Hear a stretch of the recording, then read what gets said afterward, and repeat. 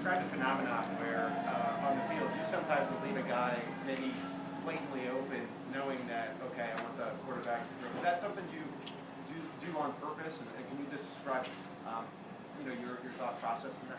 Yeah, I mean, I don't do it too often. I guess it depends on what quarterback you're going against.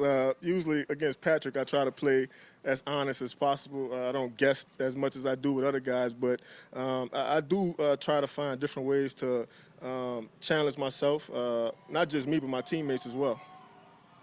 You came into the league, and there wasn't a lot of guys like you that could kind of play the slot and play safety. That's become more of a common thing. You got guys that are moving around on this team. Have you noticed that evolution, that change just in the time that you've been here about how you got to kind of be able to be more of a hybrid? A lot of guys, maybe except for the outside guys, everybody's got to have kind of that those abilities. Yeah, and I think that really, separates you from the rest of the guys. Most of these scouts are looking for guys that are 6 feet and, run 4.3. So I think for us guys in our bucket, we just try to make the most of, what God gave us. And, a lot of times it's, our instincts, our mental approach. And but I do see I sense a trend of, more and more guys wanting to play, more than one spot. And back in the day, I remember Jimmy Johnson was like, he was revolutionary supposedly because he took linebackers, made them D linemen, safeties, made them linebackers, right? He was wanting to get speed out on the field, and one of the things he said was, you never lose that feeling of feeling fast, right? So when you move to a quote-unquote bigger position, you're still fast. Does it work that way, kind of like corner and safety? Like even though you move out to safety, you still feel comfortable out there? If you played that in college, right? You've had that experience that you're more comfortable, you don't feel out of place when you go in and have to then pick up a guy man-to-man?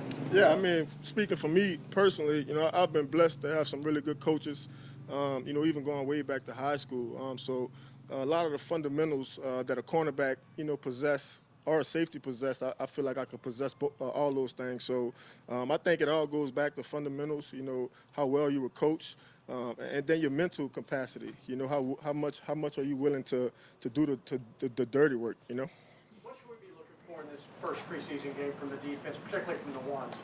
Well, anytime a defense takes the field, you want to keep the other team out of the end zone. I think that's most importantly. Obviously, you want to see the young guys kind of step up, make plays. I think the most important thing, you want to be able to communicate. You want to have sound communication. Obviously, you don't want any mental errors. So I'll probably say those are the things that, I look for as a player when I take the field. Just how well can I communicate? How can I not, have mental errors? And then it's all about playing fast. What's maybe made McCole Hardman a tougher receiver to defend this training game? I mean, he's going up against me a lot, so I feel like he knows like all my tricks.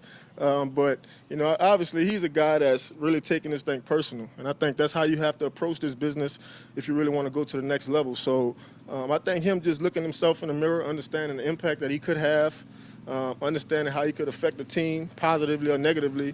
It's exciting to see him, come into this camp just more of a young man. Tyrann, comment off the wall question. You were a great return guy. Do you ever sit there, I'm just curious, do you look out there and go, man, I'd like a shot at that, like I'd like to return, or do you sit there and go, no, I don't need those hits anymore? Nah, I mean, my coach need me. Obviously I can still catch a punt here and there, but it's not something that I pride myself on.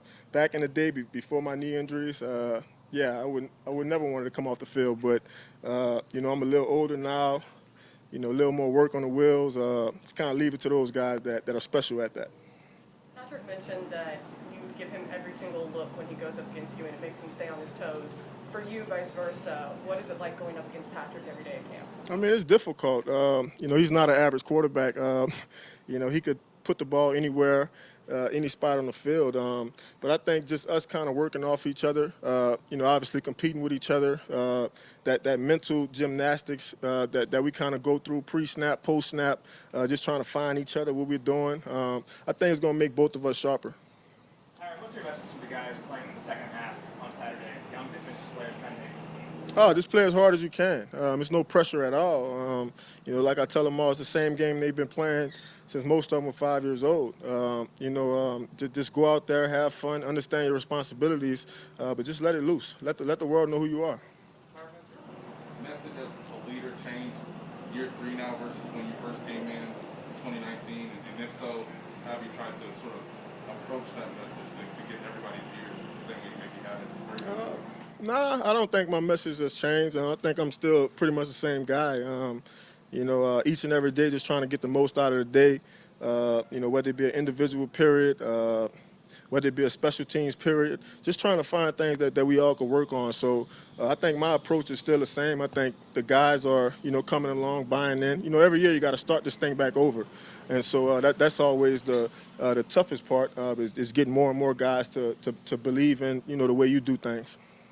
Hey guys, thanks, Tyrann. Take care.